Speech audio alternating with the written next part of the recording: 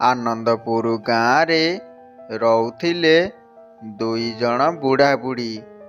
ସେମାନେ ବହୁତ ଗରିବ ଥିଲେ।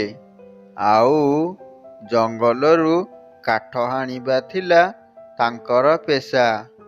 ବୁଢ଼ୀ ଘରେ ରୋଷେଇ କରୁଥିଲା ଆଉ ବଉଳା ଗାଈକୁ ଖାଇବାକୁ ଦଉଥିଲା। ଦିନେ ବୁଢ଼ୀର ବଉଳା ଗାଈ କ୍ଷୀର ଦବା ବନ୍ଦ କରିଦେଲା। ଧେତ୍, ଏ ବଉଳାଟା ବି କ୍ଷୀର ଦବା ବନ୍ଦ କରିଦେଲା। ମୁଁ କେମିତି ଚଳିବି? ବୁଢ଼ୀ ଥିଲା ବହୁତ ଲୋଭୀ। ସବୁବେଳେ ଟଙ୍କା ପଇସା ସୁନା ଗହଣାରେ ଲୋଭ ଥାଏ। ଦିନେ ବୁଢ଼ା ବଣକୁ କାଠ ହାଣିବାକୁ ଯାଇଥାଏ। କାଠ ନେଇ ଫେରିବା ବେଳକୁ କିଏ ଗୋଟେ ପଛରୁ ଡାକିଲା, ରକ୍ଷା କର, ମତେ ରକ୍ଷା କର। କିଏ କୋଉଠି ଅଛ? ମତେ ଟିକେ ରକ୍ଷା କର। ବୁଢ଼ା ଚାରିଆଡ଼କୁ ଲକ୍ଷ୍ୟ କଲା। କେହି ବି ତା ନଜରରେ ପଡ଼ିଲେନି।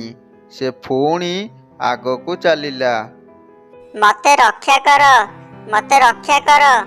ଏଥର ବୁଢ଼ା ଜାଣିପାରିଲା ତାକୁ କିଏ ଗୋଟେ ଡାକୁଛି। ମଉସା, ମତେ ଉଦ୍ଧାର କର।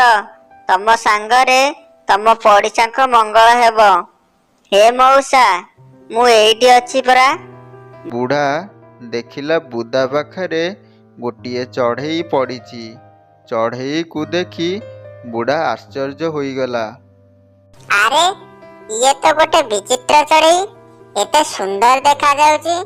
ପ୍ରକୃତରେ ଚଢ଼େଇଟି ଥିଲା ସୁନା ରଙ୍ଗର। ତା ଦେହର ରଙ୍ଗ ସୁନା ପରି ଚିକ୍ ଚିକ୍ କରୁଥିଲା ଆଉ ଲୋକଙ୍କ ମନରେ ଥିବା ଇଚ୍ଛାକୁ ପୂରଣ କରୁଥିଲା। ଆଚ୍ଛା, ୟା ଭିତରେ କେମିତି ପଡ଼ିଲୁ ତୁ?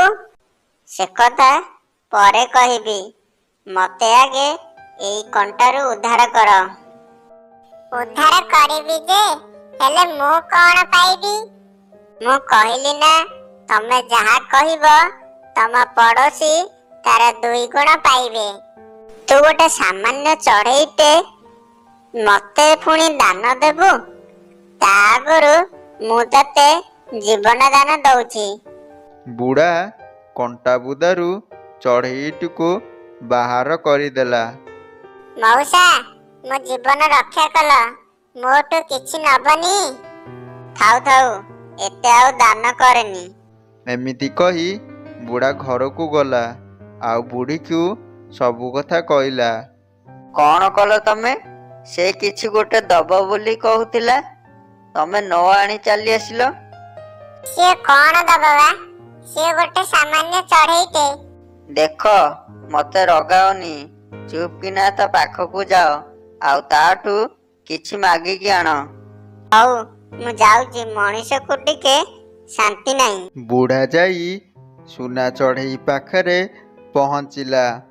ଏ ସୁନା ଚଢ଼େଇ, ଏ ସୁନା ଚଢ଼େଇ, ମତେ କ୍ଷମା କର। ମୋ ନିଜ ଅହଙ୍କାର ଯୋଗୁ ତୋଠାରୁ କିଛି ନ ନେଇ ମୁଁ ଚାଲିଗଲି। ତୁ ମତେ କଣ ଦେଇପାରିବୁ କହିଲୁ? ତୁମେ କଣ ନବ କହୁନ? ଆରେ, ମୋର ତ ରହିବାକୁ ଘର ନାହିଁ। ସୁନା ଚଢ଼େଇକୁ ଘରଟେ ମାଗୁଛି। ଦେଖିବା କଣ ହଉଛି। ସୁନା ଚଢ଼େଇ, ମତେ ଗୋଟେ ଘର ଦେ। ହା ହା, ଏଇ ସାଙ୍ଗେ ସାଙ୍ଗେ ଘର ମିଳିଯିବ। ମଉସା, ତମେ ଘରକୁ ଯାଅ। ତମ ଘର କେମିତି ଅଛି? ଆଉ ହଁ, ତମର ଯଦି ଗୋଟେ ଘର ହେଇଥିବ, ତମ ପଡ଼ୋଶୀଙ୍କ 2ଟା ଘର ହୋଇଥିବ।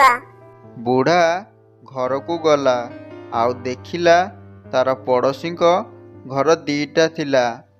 ବାହାରେ ବୁଢ଼ୀ କଟୁରୀ ଧରି ବସିଛି। ଆରେ ବାଃ, ଆମର ଭାରି ସୁନ୍ଦର ଘର ହେଇଛି। ତମ ଆଖି କଣ ଫୁଟି ଯାଇଛି?